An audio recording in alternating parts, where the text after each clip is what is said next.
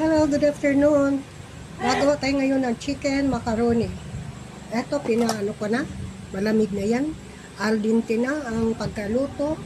Ihalo ko na ang chicken. Luto na rin ang chicken. And then this one. Ham. Haluan ko ng ham.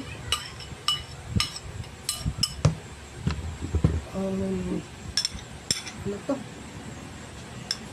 Halo na lahat, guys.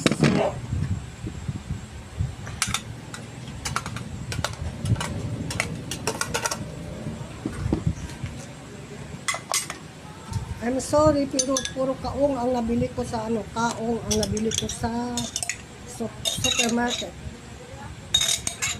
Kasi tinignan, basta dampot lang ng dampot.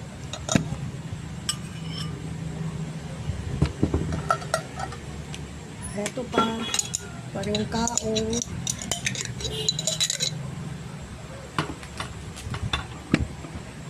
Tapos itong asas. Tapos itong mayonnaise.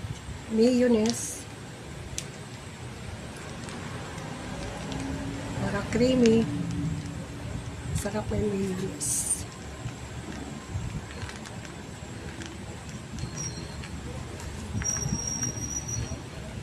Muna natin ubusin. Tingnan natin mamaya.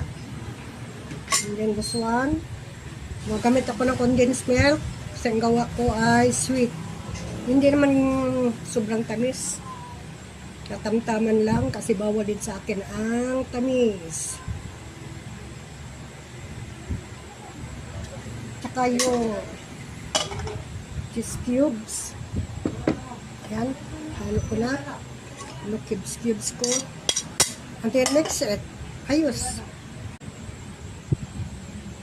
All-purpose cream para mas creamy ang gawang chicken macaroni. And then mix up. Haluin lang mabuti para ma-distribute yung